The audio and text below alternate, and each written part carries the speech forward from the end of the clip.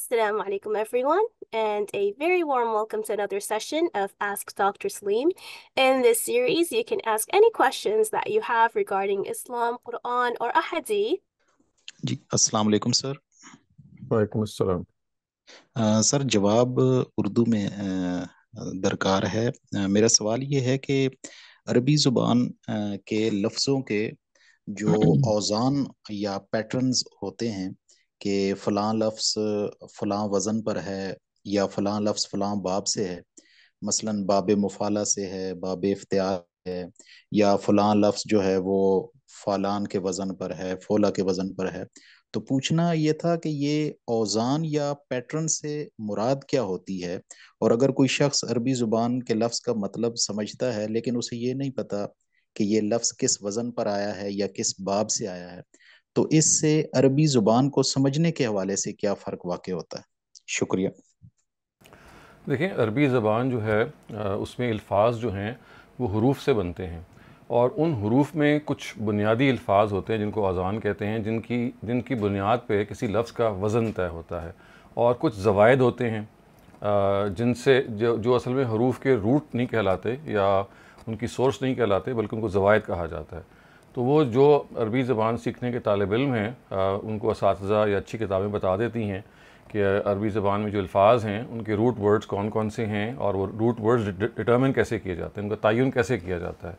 तो ये आप जब ज़बान सीखना शुरू करेंगे तो ये आपको कोई मुश्किल महसूस नहीं होगी, इसलिए कि उसके अंदर बाज़ गिरदानें हैं जो आपको सिखाई जाएंगी, आपको बताया जाएगा कि ये अल्फाज जो हैं इस मुतय्यन पैटर्न पर यानी वो फॉल करते हैं, उस पैटर्न से वो रू गिरदानी नहीं करते, और वो बहुत आसानी के साथ आप समझ लेंगे। इस वक्त मैं आपको ये मुख्तसर ही बता सकता हूँ, वरना आप तफसील से किसी भी किताब में आपको देखेंगे तो आपको ये बता देंगे कि आपने अगर डिक्शनरी में लफ्ज़ देखना है तो उस लफ्ज़ की का जो बुनियादी रूट वर्ड क्या है, यानी रूट वर्ड का मतलब ये होता है कि जिसकी बुनियाद पर एक लफ्ज़ का स्ट्रक्चर कायम होता है, और वो आम तौर से आपको जो अरबी ज़बानी किताबें बता देती हैं, बाद अच्छी लुगात भी बता देती हैं। Thank you very much. I guess that was all to their question. Ali Haider, please go ahead. Assalamu alaikum, sir. वालेकुम अस्सलाम। So my question pertains to basically it's a burning issue of the time, really, but primarily in the youth. So it is basically about I want name is that gay or homosexuality. I'll use an appropriate term that would be the same sex attraction. Sir, I want to ask you how to deal with it. पहली चीज I would use the English medium, so it could help others as well. So basically, I believe it's a natural thing. It is something you have inside of you by your very nature, by birth. It is not something like most religious scholars or people say that it is some mental sickness or some ailment. I don't believe in that. It is something you are born with. As early you recognize it, it's a part of you. Secondly, if something is by nature in you, how that is a trial.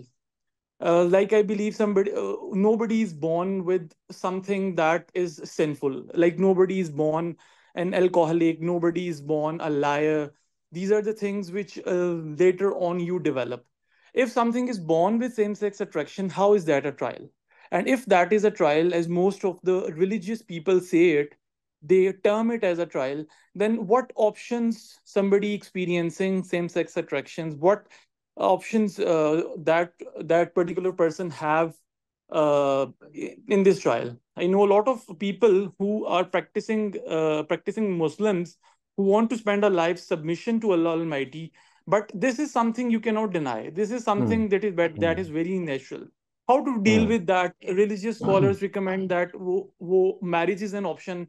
I don't think so. Marriage is an option in the given circumstances because a major part of marriage is the sexual part. Your wife has sexual rights on you, and if you cannot satisfy the sexual needs of your wife, obviously you are betraying somebody. You are, first of all, you have lied to somebody about a major personality part which you have. Secondly, that major personality part, the same-sex attraction part, is going to impact your wife. Thirdly, what options does such a person has?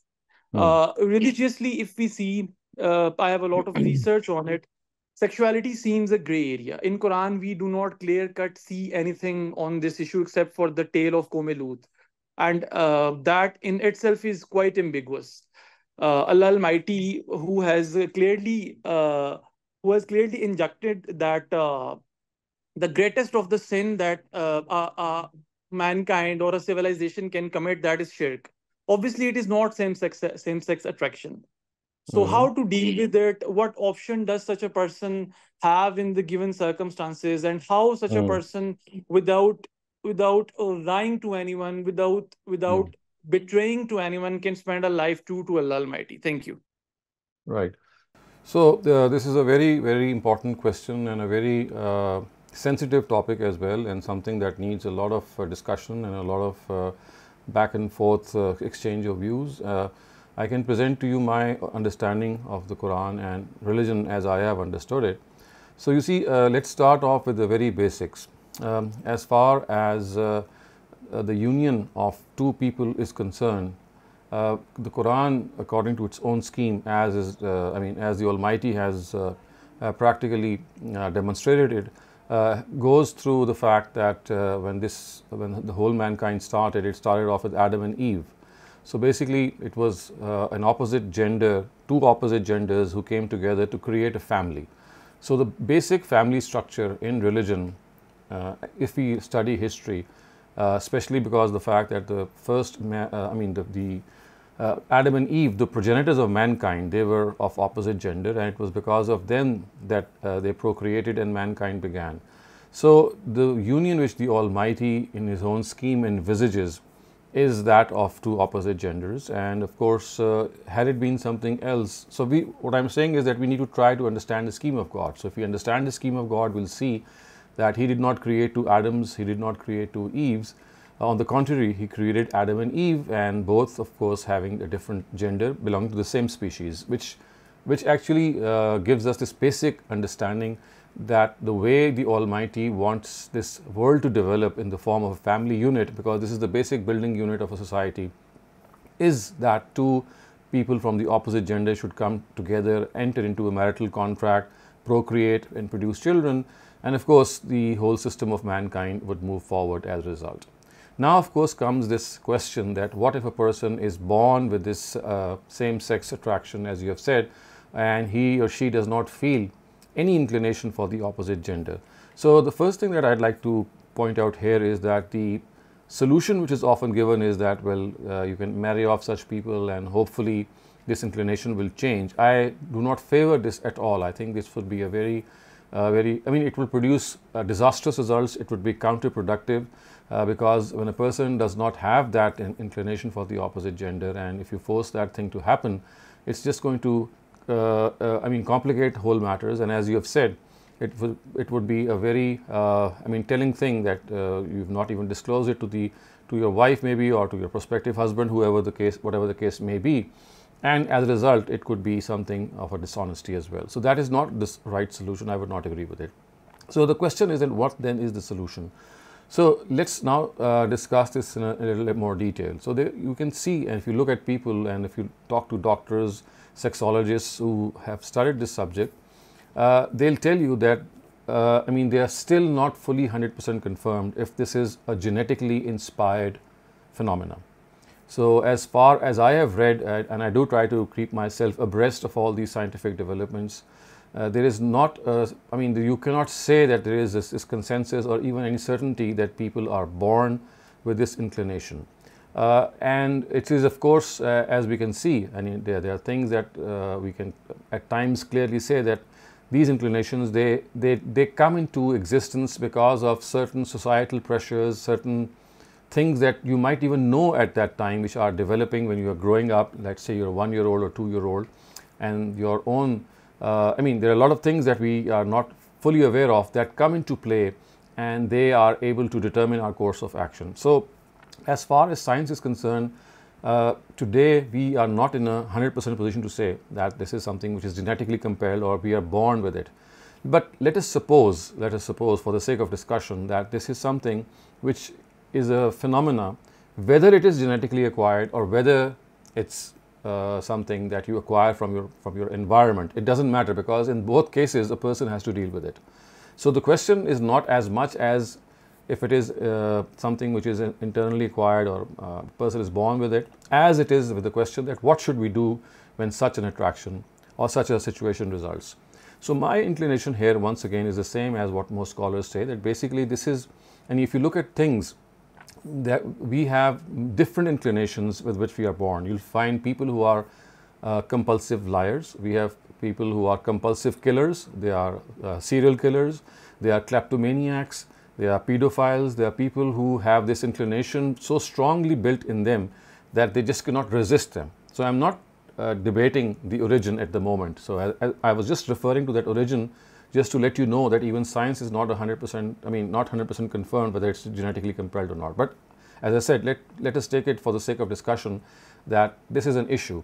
So just as a person who is a pedophile or a person who is genetically compelled to steal things, if you look at a lot of people who are genetically compelled to do certain heinous acts, so that should not give them a license to practice those acts, but just because that is something you feel that you are born with. You have the feeling to do anything you like, but you see, everything has to be ethically and morally correct. So if you look at the scheme of the Almighty, in which it has clearly said that a family comes into being through the union of a man and a woman, and it also says that in Surah Ma'arij and Surah Mu'minun that the only way that you can satisfy your sexual desire is through the opposite gender. When it says illa ala azwajihim, which means that they should only confine themselves to their wives. So this gives us a second tier of guidance, that as far as sexuality is concerned, apart from the fact that if you would like to gratify yourself through self-gratification, that's another option. But if you have to satisfy it through some other person, then it has to be your wife. It cannot be someone outside wedlock. So if these two things are clear, that as far as marriage is concerned, it can only take place between opposite genders as we see the scheme of God. And as far as the fact is concerned that when a husband when a person has to have some sexual contact with anyone, then the Quran says that it cannot be with anyone except with his wife. So this again guides us further that if sexual desire has to be satisfied through someone else, then it has to be your wife.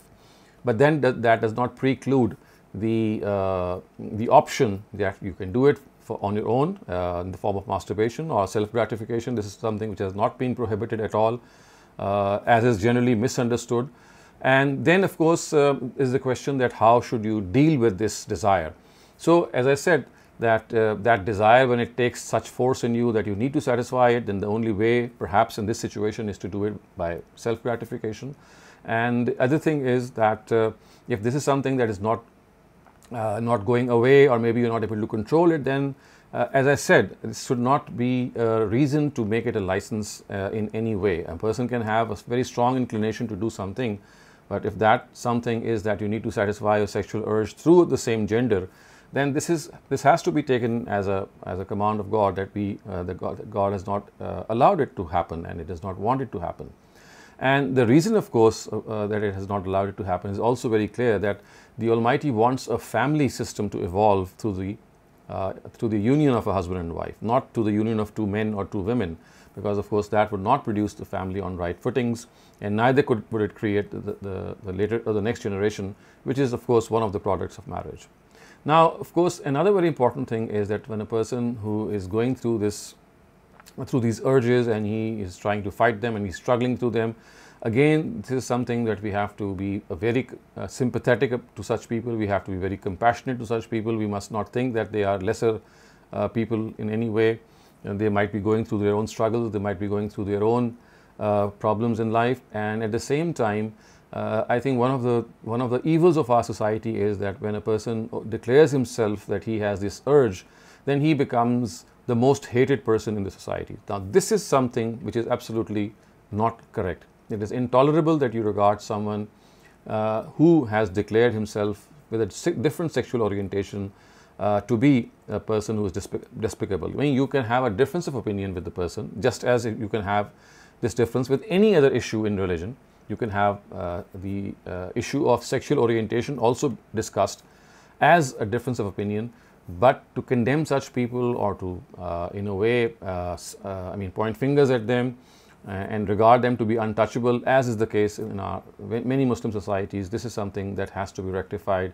I do accept this fact. There are so many people who have this attraction, they experience this attraction, but at the same time, they are extremely pious people. They are good in human beings as far as humanity is concerned, as far as their obligations towards God is concerned. All these things they carry out in a very perfect way, except for this. So I think they need to understand that just as if you have this urge to kill people, which can be an inbuilt urge, that cannot give you the license to start off and go on upon a killing spree. In a very similar way, if you feel this urge, whether it is genetically acquired or whether it is something that you acquired from your atmosphere, because you cannot satisfy that sexual urge except through your wife, in the case of a man. So therefore, you would need to go to some other practices in order to satisfy it. And of course, self-gratification is one of those practices in which you can just release that energy that has built up in you.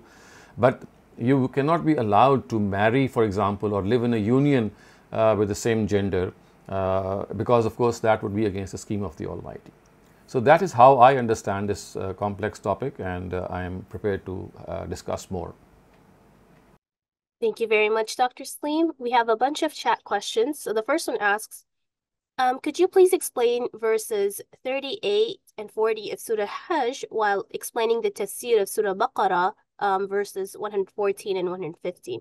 Ghamidi sir says that in this, not only worship places of Muslims is mentioned, but in Surah Hajj, the worship places of Jews, Christians, and all worship places of all religions which existed at the time by the name are mentioned, and Allah has given the command for jihad that whoever destroys worship places, their hands should be stopped, because this is against humanities, and whoever remembers God in whatever way they want, the holiness of them should be maintained. So no human has the right to worship another person's worship place.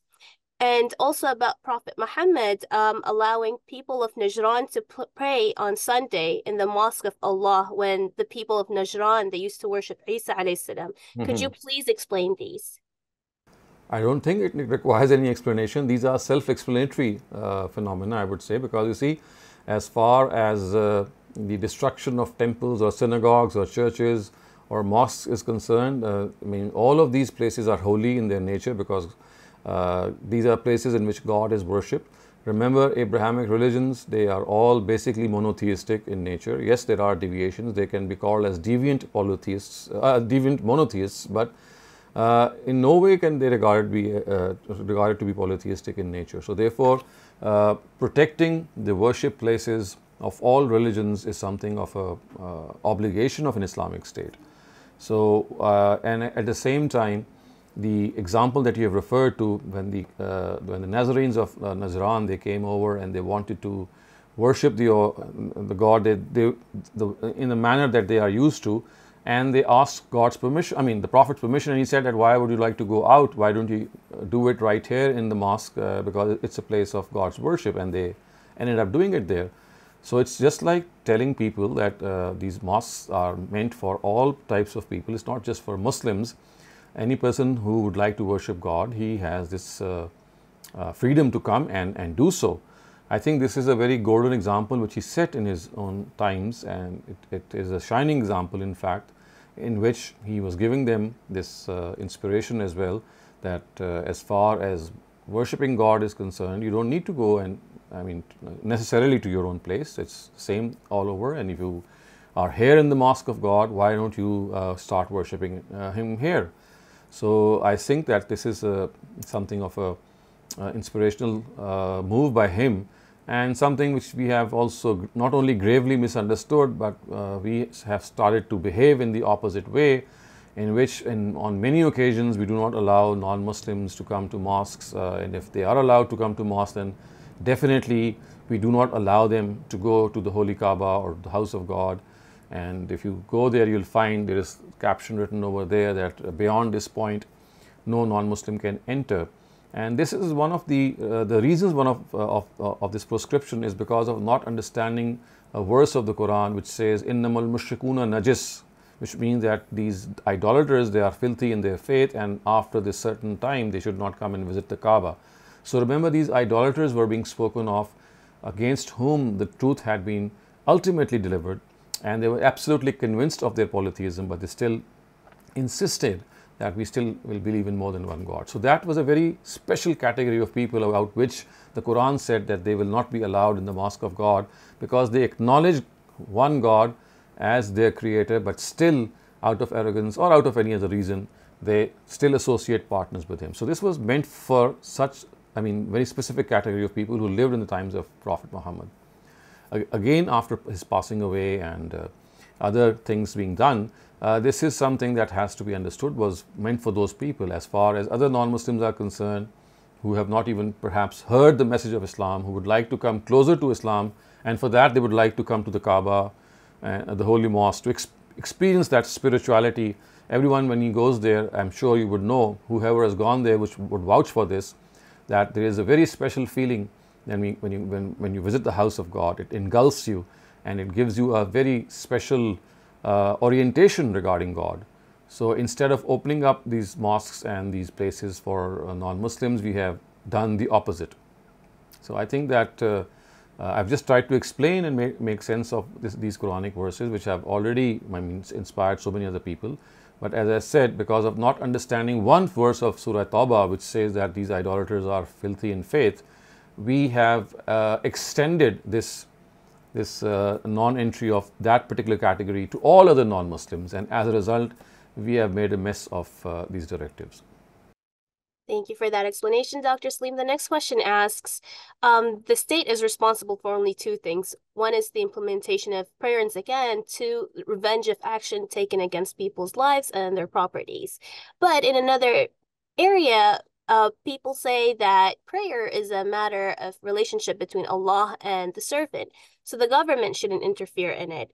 And prayer is the right of Allah, so the individual is only answerable to Allah. So how can the state enforce prayer? You see, if you study Surah Tawbah, it says that the idolaters of those times, in the times of the Prophet, that if they were to be spared from the death punishment, which was destined for them because they had deliberately ended up associating partners with God, and the punishment of polytheism in the presence of God's messenger is death. So the Quran said the only way that they can evade this is that they pray and give zakat. So these were the two directives which actually qualified them to be legally called as Muslims.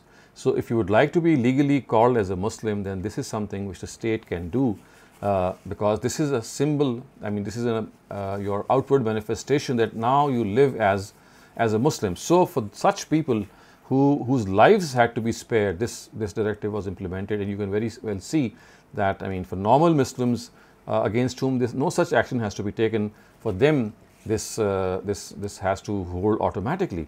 So as far as enforcing the prayer is concerned, this enforcement has their own, they can have their own choice. If they would not like it to be enforced, then legally they cannot be given the rights of a Muslim which he or she would have.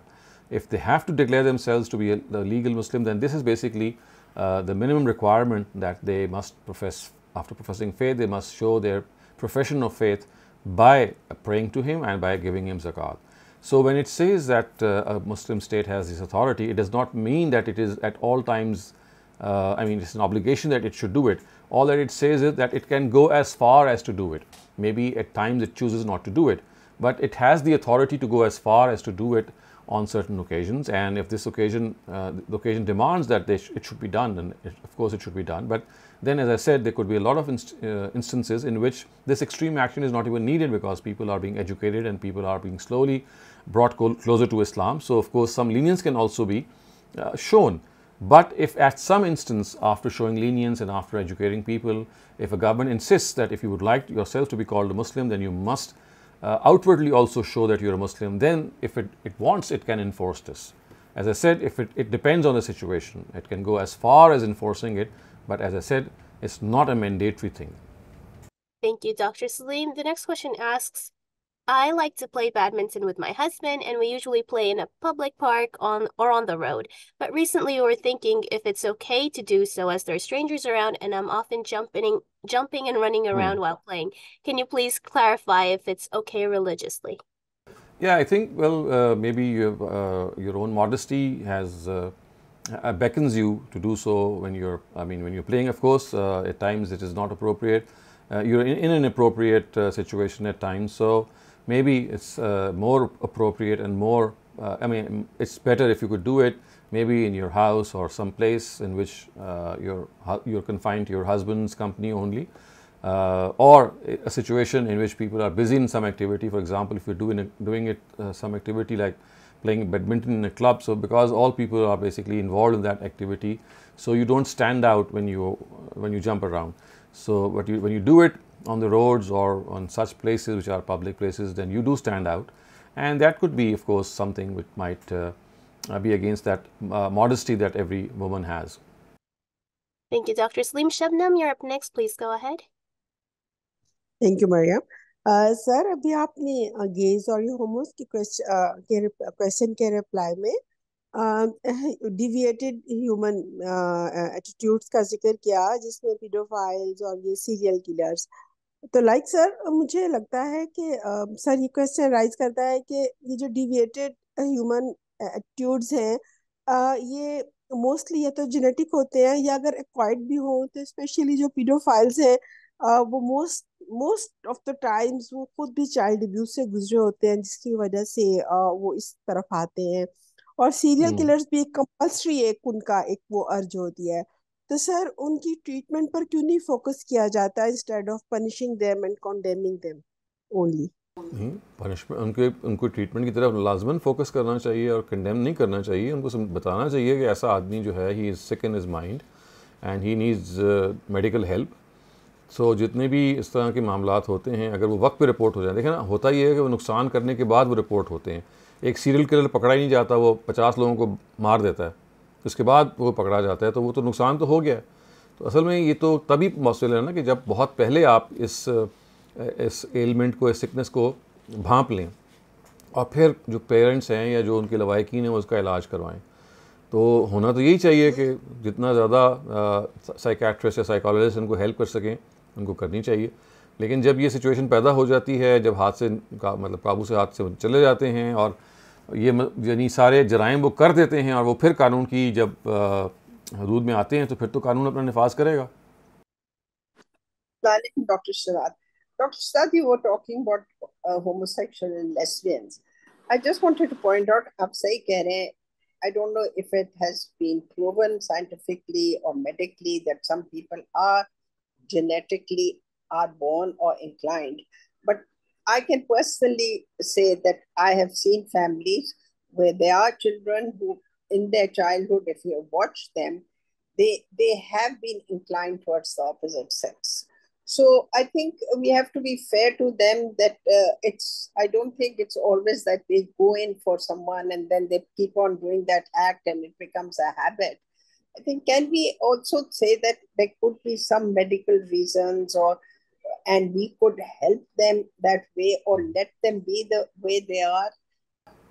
Yes, of course. I think that if medical help can be provided, I mean, that is something that can be done without even asking because you see, for that a patient has to admit that this is something that is of an ailment and it needs to be corrected. So you see, there are some who don't even think that it's an ailment and it's something that needs correction and so therefore they do not opt for that treatment. But if they think, I mean, if a doctor, a sexologist, or sexologists are people basically who deal with this subject. So if a sexologist thinks that he can or she can help such an individual by creating the right sense of sexual desires the way it should happen, if there is some medical treatment, if at all, then of course there is no reason why we should not go for it. Dr. Shehzad, I know of two people who are married, who have been involved for about 7 years, got married, and they've even had a child by surrogacy. I have seen them, they're extremely happily married, and they don't feel they're doing anything wrong. Of course, they don't live in Pakistan, they live in the United States. Maybe that it makes it easier for them not to have to hide their inclinations. So I sometimes wonder if we are very fair to people in Pakistan who could be inclined this way. So what is the question?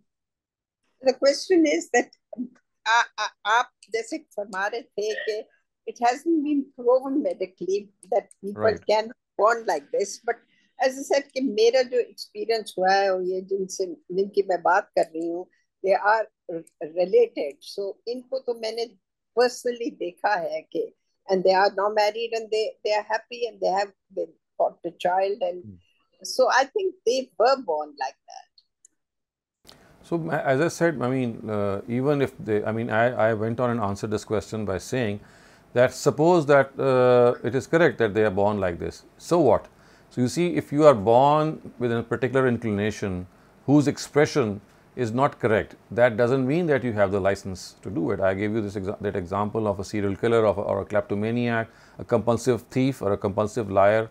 And if you allow me, I can give you another example, people who would like to have extramarital relations with women or with men, so to speak, women having to do with men and men having to do with women. This is also a very strong urge which is found in many men and women, that they are married but they still look outside the wedlock, the wedding bond, to satisfy their urge with other men and women.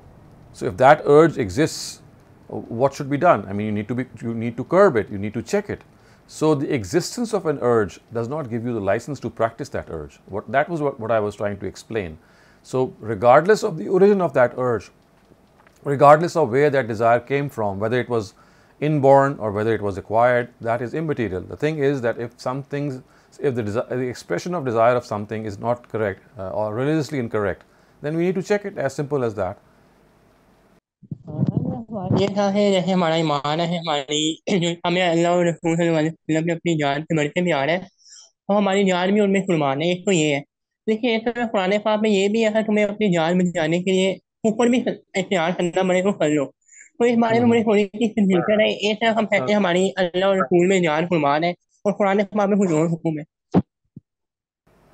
میں I'm sorry، آپ کی پوری بات نہیں سمجھ. آپ کیا یہ پوچھ رہے ہیں کہ اللہ تعالیٰ اور اس کے رسول پر جب ہم کہتے ہیں کہ ہماری جان قربان ہے تو اس سے مراد کیا ہے؟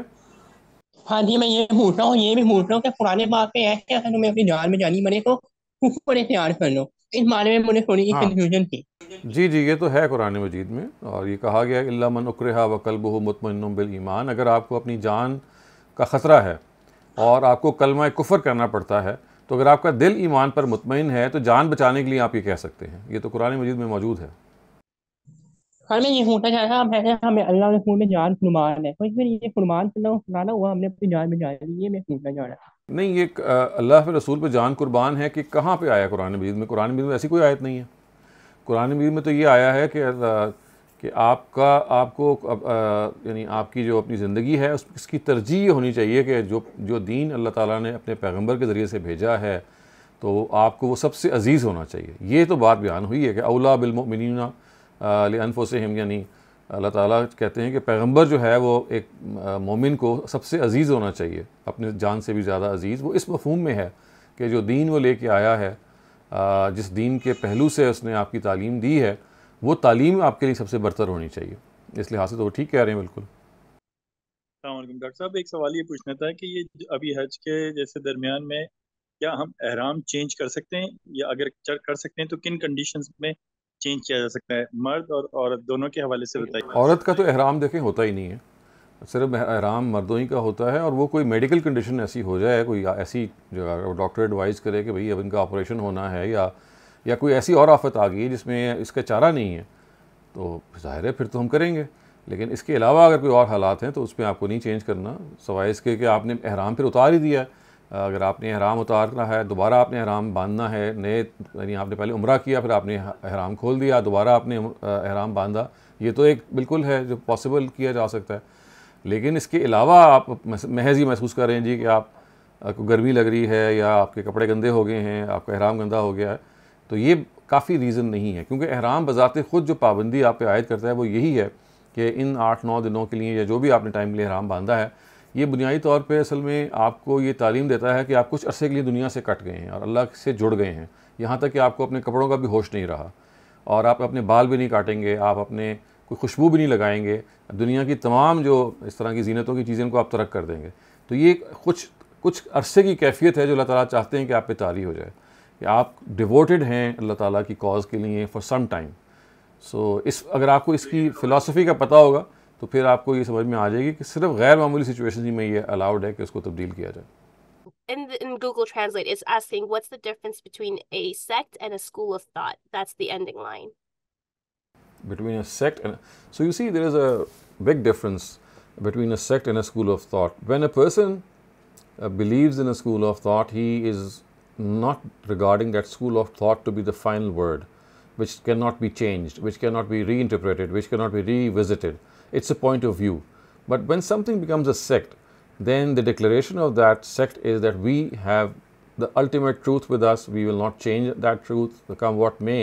And everyone who does not act according to our understanding needs to be corrected. So you become more self-righteousness when you become a sect, and you regard yourselves to be true in all sorts of situations without any exception. But when a person it belongs to a school of thought, it only means that he or she, until the time any error can be proven in that school of thought, until that time happens, he or she is going to subscribe to that school of thought and move along in life. But as soon as she or he gets to know that there is something wrong, he or she will rethink. But in the case of a sect, that rethinking process is something that is non-existent. السلام علیکم سر میرا وعلیکم سوال السلام. یہ ہے کہ آئی feel like کہ میں جو ہے فرض نمازیں پڑھ لیتی ہوں جتنے بھی فرائض ہیں، بٹ اس سے زیادہ کہ میں سنتے پڑھوں یا نوافل پڑھوں، مجھے ایسا لگتا ہے کہ میری اللہ میاں سے لو لینگویج یہ ہے کہ میں اللہ میاں کی مخلوق کو خوش کروں. آئی ہیو اسکلز جس سے میں اللہ میاں کی مخلوق کو خوش کرتی ہوں، میرے پاس ایسی اپرچونیٹیز بھی زیادہ سے زیادہ آتی جاتی ہیں. تو کیا ہم اللہ میاں کے اتنے قریب اللہ کی بندوں کی ہیلپ کر کے ہو سکتے ہیں جتنا ہم عبادت کر کے ہو سکتے ہیں؟ Because honestly I feel like اگر میں 3 فرض مغرب کے پڑھ رہی ہوں تو میں بہت دھیان سے پڑھوں گی، لیکن اس کے بعد مجھے اپنے کام پہ واپس آنا ہے، اپنے لوگوں کے انٹریکشن پہ واپس آنا ہے، لوگوں کے مسئلے تھوڑے سے ان کو سارٹ آؤٹ کرنا ہے، تھوڑے سے ان کے لیے ایک شولڈر بننا ہے. تو کیا ہم یہ کام کر کے بھی اللہ کے اتنے قریب ہو سکتے ہیں؟ بالکل ہو سکتے ہیں، اور اس میں نبی صلی اللہ علیہ وسلم کی ہمیں روایت بھی موجود ہے جس سے معلوم ہوتا ہے کہ اخلاق میں اچھا ہونا، کردار میں اچھا ہونا بھی آپ کو اللہ تعالیٰ کے قریب لے جا سکتا ہے جتنا نوافل یا وہ ریچولز کے جو آپ فرض کے علاوہ کرتے ہیں. Muhammad, can you hear us? We can hear you, Muhammad, but I guess he's having trouble hearing. Are you Okay. listening? I'll type him in the chat. Omar Farouk, please go ahead. جی السلام علیکم. وعلیکم السلام السلام. علیکم جی. میرا سوال یہ سورہ یونس کی اس آیت کے بارے میں ہے. یہ آیت نمبر میرا کوشچن جو ہے وہ ایک جیسے مسئلہ ہے اگر آپ نہیں کا ہے. Can you please proceed one by one? Muhammad, I think Muhammad is unable to hear us for now. If you're able to hear us, please go ahead. Otherwise, we'll move on to Omar Farouk. Okay, Omar Farouk, please go ahead. جی میرا یہ سوال تھا، یہ سورہ یونس کی آیت number 47 ہے کہ ہر امت کا ایک رسول ہے، پھر جب ان کے پاس ان کا رسول آیا تو ان کے درمیان انصاف سے فیصلہ کیا گیا. اس کی مجھے کبھی تھوڑی سی کنفیوژن یہ ہوتا ہے کہ یعنی بہت سارے جگہ ایسا یعنی ہے کہ یہ رسول نہیں ہے. کیا یہ حضرت ابراہیم سے پہلے کے دور کا بیان ہے، یا یہ کہ مطلب اس کے بعد تو زیادہ تر رسول جو ہے وہ مڈل ایسٹ اسی سائڈ پہ آتے رہے؟ نہیں، یہ تمام انسانیت کا بیان ہے، اس کا تعلق حضرت ابراہیم سے بالکل بھی نہیں ہے. بلکہ کہا گیا کہ اللہ تعالیٰ نے جو امتیں دنیا میں پیدا کی حضرت آدم سے لے کے ان سب میں ایک رسول کو بھیجا جس نے ان پہ حق واضح کیا، اور ان کی دنیا میں ان کا حساب کتاب ہو گیا. یہ حضرت ابراہیم سے متعلق نہیں ہے، یہ تو اللہ تعالیٰ کا عمومی قانون بیان ہو رہا ہے. نہیں یعنی میرا بیسیکلی سوال یہ تھا کہ یعنی جیسے یہ تو موجودہ دور میں تو یہ اپلائی نہیں ہو رہا. نہیں، وہ مراد ہے ختم نبوت تک. دیکھیں جب نبوت ختم ہو جائے گی اس کے بعد تو نہیں نہ ہوگا. یعنی اس آیت کا مطلب یہ ہے کہ جب تک نبوت ختم نہیں ہو گئی تو اللہ تعالیٰ نے ہر قوم میں ایک رسول بھیجا. جب نبوت ہی ختم ہو گئی تو اس کے بعد ظاہر ہے یہ کام ویسے ہی ختم ہو گیا. وہ تو ختم نبوت والی آیت نے بتا دیا کہ یہ جو پورے کا پورا معاملہ ہے یہ دور نبوت کی بات کی جا رہی ہے کہ دور نبوت میں اللہ تعالیٰ نے، یعنی جس دوران اللہ تعالیٰ نبی بھیج رہے تھے اور ختم نبوت ابھی واقع نہیں ہوئی تھی، اس وقت تک اللہ تعالیٰ نے ہر قوم میں ایک رسول بھیجا ہے۔ صحیح، لیکن یہ تھوڑا سا مجھے کنفیوژن ہوتا ہے کہ جب حضرت ابراہیم سے آنورڈ جو رسول ہے وہ تو زیادہ تر مڈل ایسٹ میں آئے ہیں سارے۔ ہاں تو وہ اصل میں نے اس لیے عرض کیا نا کہ یہ ان سے متعلق نہیں ہے، یہ آیت تنہا ان سے متعلق نہیں ہے، یہ تو ان سے پہلے سے ہی معاملہ چلا آ رہا ہے، ان سے پہلے بھی جو رسول تھے وہ ان سب کے ساتھ ہی معاملہ ہے۔ صحیح صحیح، ٹھیک ہے، thank you. Thank you. Mohammed Jamil, please go ahead. جی السلام علیکم۔ وعلیکم السلام۔ جی سر، میں ایک قرآن میں ایک مسئلہ گرانیک کے نام سے جانا جاتا ہے، اس کے بارے میں تھوڑا سا میں جاننا چاہ رہا ہوں۔ مسئلہ غرانیق کی آپ بات کر رہے ہیں؟ تو یہ تو آپ سورہ نجم جب پڑھیں گے نا، اور آپ کسی بھی مفسر کو پڑھ لیں، اس میں اس کو انہوں نے تفصیل سے بیان کیا ہوا ہے۔ ایک ضعیف روایت ہے جس کی بنیاد پہ یہ واقعہ مشہور ہو گیا کہ جب نبی صلی اللہ علیہ وسلم سورہ نجم پڑھ رہے تھے تو اس پڑھنے کے دوران شیطان نے ان پہ ایک الہام کیا، اور الہام میں ان کو یہ کہا کہ تلک الغرانیق العلا و انا لعبادتہ یا شفاعتہ لترتجا، جس کا مطلب یہ ہے کہ یہ جو دیویاں ہیں ان کی عبادت جو ہے یہ اللہ تعالیٰ نے اس کا حکم دیا ہے، یہ محمود چیز ہے۔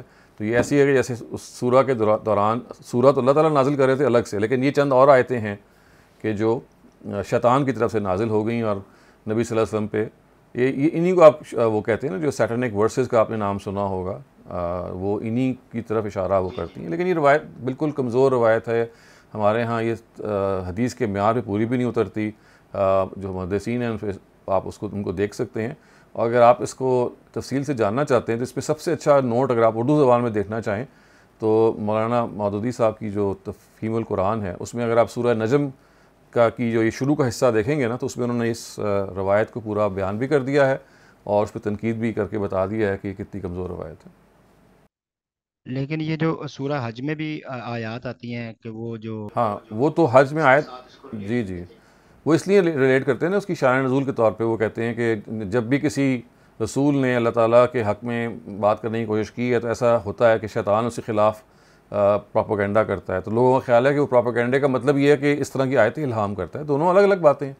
یہ تو ایک عام بات ہے جو سورہ حج میں بیان ہوئی ہے کہ جب بھی اللہ تعالیٰ کے جو نبی ہیں وہ اللہ تعالیٰ کی راہ میں اٹھتے ہیں تو شیطان تو اڑنگے ان کی راہ میں ڈالتا ہے، لیکن وہ اڑنگے ڈالنے کا کیا مطلب ہے؟ اس کو ڈالنے کا یہ مطلب ہے کہ اس کو آزمائش سے گزرنا پڑتا ہے، وہ لوگوں کو ان کے خلاف اکساتا ہے۔ اس کا یہ مطلب تو نہیں ہے نا کہ وہ آیتیں الہام کرتا ہے، یہ تو لوگوں نے جوڑ لیا اس کو اس سے، ورنہ وہ آیت تو محض یہ بیان کر رہی ہے سورہ حج کی کہ وہ ایک مختلف بات بیان کر رہی ہے۔ جی اس کی کوئی سینس تو بنتے نہیں، سورہ نجم کا سورہ حج کا، ان کا کانٹیکسٹ ہی بالکل ڈیفرنٹ ہاں لگتا ہے کوئی پڑھنے سے، تعلق نہیں آپس میں، تو جی وہ ہاں اس طرح سے پتہ نہیں کس طرح سے ریلیٹ، پتہ نہیں وہ سمجھ نہیں آتی ہے کہ کس طرح سے اس کو ریلیشن میں لے آئے، اور اسٹینک ورسز جیسی جو ہے جی ہاں، وہ ہم پہ پھر باتیں اس طرح سے ہوتی ہیں۔ بس اور یہ دوسرا سر ضعیف قصے ایک میں کہانی ہے۔ یہ پوچھنا تھا کہ جیسے فراہی جی جیسے فراہی اسکول آف تھاٹ میں ایک نظم قرآن جو ہے، یعنی یہ ڈسکور ہوا ہے، تو اب جب ہم فراہی اسکول آف تھاٹ کی بات کرتے ہیں تو اس میں جو کنٹیکسچل کانٹیکسٹ ہے پورا کا پورا، اور ایک نظم کے طور پر اس کو جانا جاتا ہے، اور آیات جو ہیں ان کو اس طرح سے انٹرپریٹ کیا جاتا ہے کہ جس طرح سے وہ مثلا کہ شان نزول ہمیں بتاتے ہیں ٹریڈیشنل ویو سے، اس میں اور فراہی اسکول میں تھوڑا فرق ہے۔ تو جو یہ اس طرح کے جو فرق ہیں وہ فراہی اسکول آف تھاٹ میں، چلیں وہ بات ہے کہ حمید الدین فراہی صاحب جو ہے رحمۃ اللہ علیہ، ان کا ایک تھاٹ ہے، پھر وہ تھوڑا سا ہمیں امین حسن اصلاحی صاحب جو ہیں ان میں چینج نظر آتا ہے، پھر غامدی صاحب جو ہیں ان میں بالکل چینج نظر آتا ہے۔ تو یہ فراہی اسکول آف تھاٹ جو ہے وہ ایک جگہ پر اس طرح سے اس کی مطابقت نہیں بن پاتی، یعنی اپنا اپنا تھاٹ۔ اب جیسے غامدی صاحب کا تھاٹ ہے تو اب تو بہت زیادہ پروپیگنڈا غامدیزم کے نام سے کیا جانے لگا ہے سوشل میڈیا پہ، تو غامدیزم لیکن تو نہیں ہے، یہ تو فراہی اسکول آف تھاٹ ہے۔ جی اور اس میں آپ کو اس کی تفصیل میں آپ کا سوال سمجھ گیا ہوں، دیکھیے فراہی اسکول بنیادی طور پہ کچھ اصولوں پر اتفاق کا نام ہے، یعنی کچھ ایسے اصول ہیں جن کو یہ تینوں اصحاب جن کا آپ نے نام لیا ان اصولوں کو درست مانتے ہیں، لیکن جب وہ ان اصولوں کو اپلائی کرتے ہیں تو اس میں فرق آ جاتا ہے، یعنی انڈرسٹینڈنگ میں فرق آ جاتا ہے۔ اصول ایک ہی ہیں، لیکن جب فراہی صاحب اس اصول کو اپلائی کرتے ہیں تو وہ ایک نتیجہ بیان کر دیتے ہیں جو ہو سکتا ہے بعض دفعہ دوسرے دونوں اصحاب سے فرق ہو، اور یہی معاملہ ان کا بھی ہے۔ تو یہ اصل میں صرف اتنی ہی بات ہے کہ آپ ایک چیز پر اتفاق کریں، وہ ہے کہ پرنسپلز آف انڈرسٹینڈنگ ایک ہیں، لیکن جب آپ ان کو پرنسپلس کو اپلائی کریں گے تو ہو سکتا ہے کہ میں اپلیکیشن میں ایک اور نتیجہ نکال لوں اور دوسرا کوئی اور نکال لیں، اور یہ آزادی ہر ایک کو موجود ہے، اور یہ بھی کوئی الہامی بات نہیں ہے کہ پرنسپلس بھی ایک رہیں گے. نہیں، اس کی وجہ نہیں، اس کی وجہ یہ ہوتی ہے کہ وہاں پہ تھاٹ میں آزادی نہیں ہوتی. وہاں پہ مثلا امام ابو حنیفہ نے یا احناف نے اگر کوئی پرنسپل بھی طے کر دیا ہے اور اس کی اپلیکیشن بھی طے کر دی ہے تو کوئی آدمی اس کو چیلنج کرنے کا اس کو اختیار نہیں ہوتا. اس وجہ سے کوئی نیا پیدا ہی نہیں ہوتا. آپ کو ماننا پڑتا ہے کہ جی جو اصول ہے اور اس کا اطلاق ہے یہ دونوں ویسے ہی مقدس ہیں. جب اس چیز پر ڈبیٹ ہی نہیں ہو سکتی. جی کولیکٹیولی ہم یہ کہہ سکتے ہیں کہ صرف اپلیکیشن کے پوائنٹ آف ویو سے اختلاف ہے، جی ہاں، ویسے کو نہیں ہے. جیسے طلاق کا ویسے میٹر کوئی ہے نہیں. تو 3 طلاقیں جی جی، بجا کا وقت نہیں دے اپلیکیشن ہے، سکتے، اس ہر میں جگہ سب پہ کا اپلیکیشن اتفاق کا ہے. ایسا ہی ہے. جی جی جی جی جی بالکل بالکل صحیح ہو گیا، بڑی مہربانی، thank you sir. Thank you very much. Saif Farouk, you're up next. Please go ahead.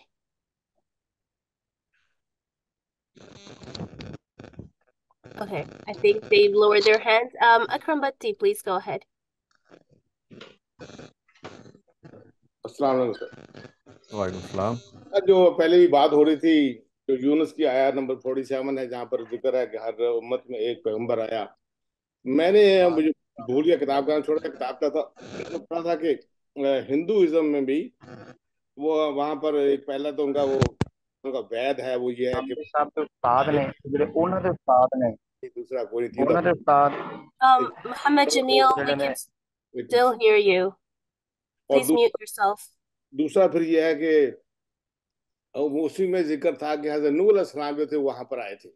تو کیا یہ اس کی کوئی تصدیق ہے کہ نہیں، یہ کنجیکچر ہے، ابھی ہم پوری طرح سے تو نہیں کہہ سکتے، لیکن اس کی بڑا اسٹرانگ امکان ہے، کیونکہ جس زمانے میں وہ وید رہے ہیں اور خاص طور سے اس کے اندر جو توحید کا ایلیمنٹ اتنا اسٹرانگ ہے کہ اور کوئی چیز سمجھ میں نہیں آتی کہ وہ کیا چیز ہے جو اس توحید کو اتنا زیادہ زوردار طریقے سے ان کے ہاں بیان کر رہی ہے.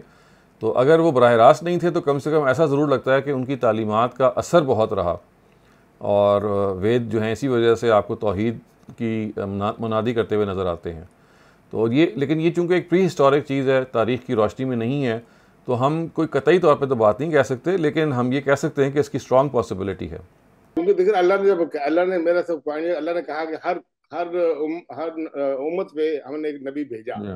اس کی روشنی میں کہتا ہوں کہ پہلا بیت نہیں دیکھیں، پہلی بات تو یہ کہ امت کا ورڈ سمجھ لینا چاہیے نا.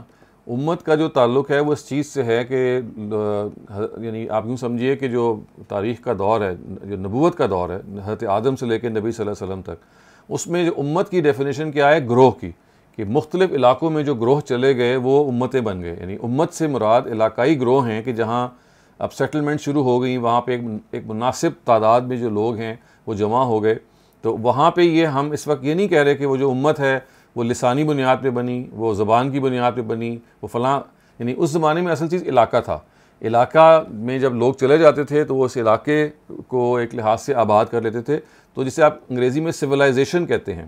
جو سویلائزیشن ہے بیسکلی اس کی مختلف رہی ہیں. انڈس ویلی سویلائزیشن رہی ہے، ادھر آپ کو معلوم ہے جو میسوپوٹیمیا وغیرہ عراق میں ایک اور سویلائزیشن رہی ہے. تو یہ بیسکلی سویلائزیشن کا جو ورڈ ہے یہ امت کے لیے مجھے زیادہ موضوع محسوس ہوتا ہے کہ آپ اس کو سامنے رکھ کے جب امت کا ورڈ یوز کریں گے تو آپ کو معلوم ہوگا کہ ہر سویلائزیشن جو ہے اس کے اندر، یا ایک سب سویلائزیشن بھی آپ کہہ سکتے ہیں جو اس کا ایک سب سیٹ ہے، کہ وہاں اللہ تعالیٰ نے رسول بھیجے. رسول وہاں پر آیا ہوگا، یہ نہیں ضروری کہ آئے ہوں. بالکل. اور دیکھیں قرآن نے ایک اور بات کہی ہے کہ رسول قد قصصناہم علیک ورسول لم نقصصہم علیک، کہ بہت سارے وہ رسول ہیں جن کا ہم نے تمہیں بیان کر دیا ہے کہ وہ یہ اور یہ ہیں، کیونکہ عرب ان سے واقف تھے. قرآن تو عربوں کو مخاطب کر رہا ہے، تو بہت سارے وہ رسول جن سے عرب واقف ہی نہیں تھے لیکن وہ ایگزسٹ کرتے تھے. قرآن کہتا ہے کہ اس کو ہم نے مینشن ہی نہیں کیا، اس لیے وہ ریلیونٹ نہیں ہے. اس سے صاف معلوم ہوتا ہے کہ اور رسول بھی تھے جن کو قرآن مینشن نہیں کرتا، لیکن وہ عربوں سے چونکہ واقفیت ان کو نہیں تھی، یعنی عرب ان سے واقف نہیں تھے، تو قرآن نے ان کو مینشن نہیں کیا. لیکن یہ تو مطلب نہیں ہے کہ وہ آئے نہیں، وہ موجود تھے لیکن قرآن میں ان کا ذکر نہیں ہے. جزاک اللہ خیر، شکریہ، بہت بہت شکریہ. Thank you. Thank you very much, Dr. Saleem. Next question comes from Saif Farouk. Please go ahead. And just a reminder, we're very short on time, so I'd like to request the remaining participants to keep their questions very concise. Thank you. Okay, السلام علیکم جی، safe فاروق. Okay, السلام. میرا question یہ ہے کہ جیسے fry school of thoughts یہ کہتا ہے کہ جی دین ایک ہی ہے، حضرت ابراہیم سے پہلے بھی بعد میں بھی. तो जब हुजूर सल्लल्लाहु अलैहि वसल्लम से पहले और हजरत इब्राहिम के बीच में, यानी कि जो हजरत ईसा और जो हजरत इब्राहिम के दूसरे बेटे जो थे, तो इनके मानने वाले भी अगर एक ही दीन था, तो फिर क्या वो भी ये बैतुल्लाह आए, कभी उन्होंने भी हज किया, उम्रा किया, या कोई ऐसी चीज भी है कहीं रिकॉर्ड में? जी, ऐसा मिलता है, रिकॉर्ड में मिलता है। हज़रत दाऊद के बारे में मालूम होता है कि वो आए, बल्कि बाज़ मुहक्किकीन ये बयान करते हैं इनकी कब्र भी उसी एरिया में पाई जाती है। सो हमें, चूँकि वो दौर तारीख़ का वो है कि जिसके बारे में हमारा 100% मालूमात नहीं है, लेकिन हम यही कहेंगे कि जब से हज को मशरू करार दे दिया गया था, तो हज करने के लोगों ने ज़रूर कोशिश की होगी। सही सही सही, बिल्कुल ठीक, बिल्कुल ठीक, सही है। Thank you, thank you. Thank you very much. Naushad Shafkat, please go ahead. Assalamualaikum, sir. Sir, just a question. You just answered that ummat means different groups.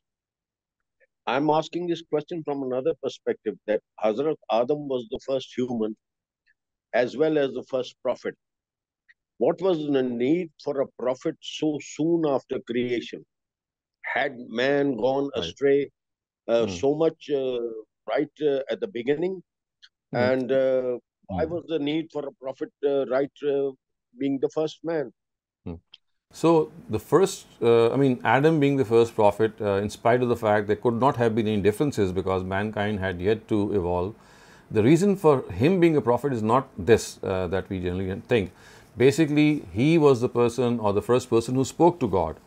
He was in communion with God, and this is one of the greatest evidences and proofs that the first human being was in communion with God, and this was transferred to his next generation as a proof that he spoke to God and he was in communion with God, he received his directives, and therefore the fact that there is a God is something which is evidenced by a human being is the real reason why he was made a prophet, so that his conversation with God and the way he conversed and was able to receive his guidance could become a legacy for the rest of mankind that God exists. And the greatest proof, of course there are other proofs as well, but one of the proofs is that the person that he created with Eve was the person with whom he conversed, with whom he gave the first initial directives of civilization and mankind. But sir, isn't the role of a prophet a harbinger of glad tidings and as a warner to humanity? So, as I said, to start off, this was the reason, and then we know that in our earlier generations, people had very long lifespans. So this cannot be ruled out, but that when he lived for several hundred years maybe, and it can always be a possibility, keeping in view the fact that messengers are sent for this purpose of giving glad tidings and warning people, that many generations were born from him. So you see, in 1 century normally we have 3 to 4 generations. So let's say if he lived for about 7 or 8 centuries or maybe even more, you can well imagine that there were maybe 40 or 50 generations that existed in his times, and he was their great and God knows how we can pronounce that, their grandfather. And we cannot preclude the fact that differences might not have arisen, or maybe even the fact that these people, even if they had not gone fully astray, but they still needed these glad tidings and warnings. Thank you very much. Thank you very much. This next question asks, in Islam, is Eve blamed for being shunned from heaven and being sent down to earth with Adam? Certainly not. So basically, it is this biblical story, if you read the book of Genesis, which says that she misled Adam and she led Adam to eat the forbidden fruit, and Satan came in the form of a snake and he also was guided by her. So this is a biblical story, a biblical, I would say, story of the origin of mankind, and the Quran does not say so. The Quran says that God the Almighty had already decided to send mankind, to send Adam to the face of the earth as a prophet and as a person who would start off the generation through procreating between his wife, and that is all that it says. And this is not, they were not sent because of any sin they did in the heavens. That's another question. That's a different scenario altogether. If they did not honor God's promise, the promise that they made with God, it was, yes, they were sent, they were told to go out and spread in the earth. That this does not mean that had they not committed this sin, this would not have happened. Because you see, if you look at the Quran in Surah Baqarah, you will find out that even before this incident happened, and even before creating Adam, the conversation that took place between Adam and the angels tells us that the Almighty had conveyed to them that He is about to create someone who is going to be a person who will have the freedom to choose.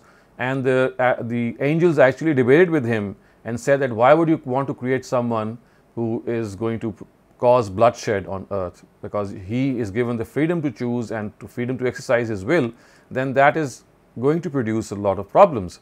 So you see, the fact that Adam was or Eve were to be sent down to this earth, or maybe they had to inhabit this earth, this is something that was already in the plan of God, regardless of what happened regarding the forbidden tree.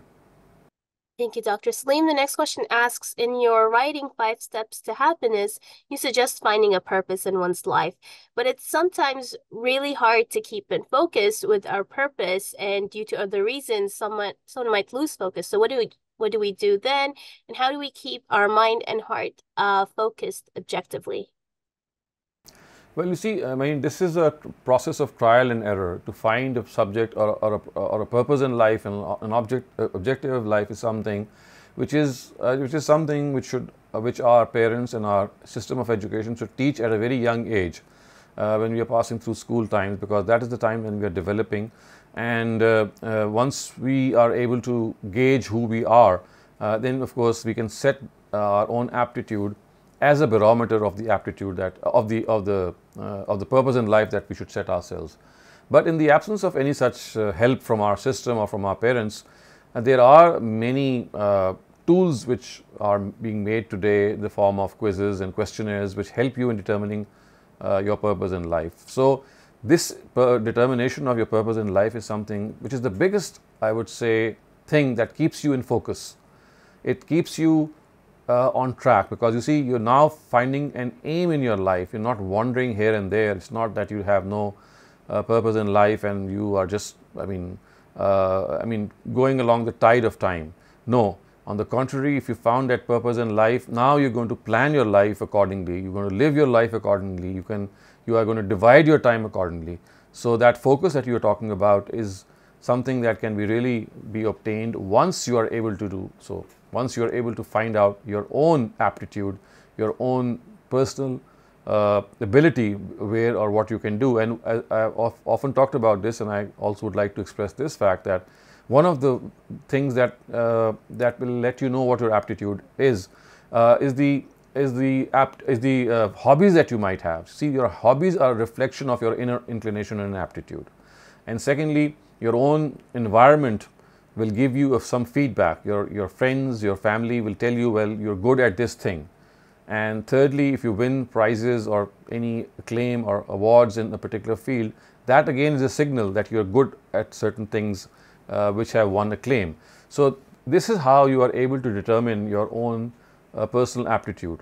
So once you are able to determine that personal aptitude, that aptitude should then be used to fix an aim in life. So if you're a person about whom you're able to determine that, well, I have the aptitude of a good speaker, then you have this option of becoming a teacher or a preacher or a debater or so many other things that relate, or a public speaker or a politician.